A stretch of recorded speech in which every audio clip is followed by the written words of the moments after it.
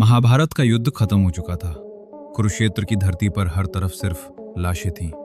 हस्तिनापुर जीत चुका था, लेकिन उसी रात एक ऐसा पाप होने वाला था जिसके बाद स्वयं श्री कृष्ण को भी क्रोध आ गया। कहते हैं आज भी पृथ्वी पर एक ऐसा योद्धा भटक रहा है जिसके शरीर से कभी न भरने वाला घाव बहता रहता है, जिसे मौत भी नसीब नहीं हुई। वो था अश्वत्थामा, द्रोणाचार्य का पुत्र, महान योद्धा जिसके माथे पर जन्म से दिव्य मणि थी। उस मणि की शक्ति उसे लगभग अजेय बनाती थी। लेकिन महाभारत के युद्ध में जब उसके पिता द्रोणाचार्य की मृत्यु हुई तो अश्वत्थामा के अंदर बदले की आग जल उठी। उसे लगा कि पांडवों ने छल से उसके पिता को मरवाया, और फिर एक रात उसने ऐसा निर्णय लिया जिसने उसे इतिहास का सबसे अभिशप्त इंसान बना दिया। युद्ध खत्म हो चुका था। पांडव अपने शिविर में नहीं थे, लेकिन उनके 5 पुत्र उप पांडव गहरी नींद में सो रहे थे। अश्वत्थामा रात के अंधेरे में शिविर में घुसा।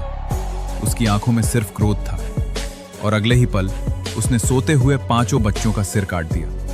सुबह जब द्रौपदी ने अपने बेटों की लाशें देखी तो पूरा हस्तिनापुर कांप उठा। भीम तुरंत अश्वत्थामा को मारना चाहता था, लेकिन श्री कृष्ण जानते थे कि यह सिर्फ हत्या नहीं थी, यह धर्म के विरुद्ध सबसे बड़ा अपराध था। अर्जुन ने अश्वत्थामा का पीछा किया। डर और क्रोध में अश्वत्थामा ने ब्रह्मास्त्र चला दिया। धरती कांप उठी, आकाश जलने लगा। अर्जुन ने भी ब्रह्मास्त्र छोड़ा, लेकिन महर्षि व्यास बीच में आ गए। उन्होंने दोनों से अस्त्र वापस लेने को कहा। अर्जुन ने अपना अस्त्र वापस ले लिया, लेकिन अश्वत्थामा उसे वापस लेना जानता ही नहीं था।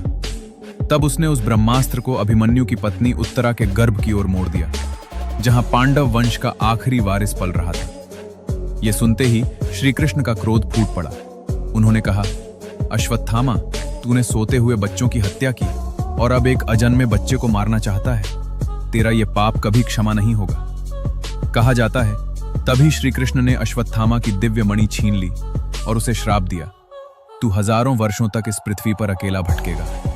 तेरे शरीर के घाव कभी नहीं भरेंगे। तुझे न मृत्यु मिलेगी न मुक्ति।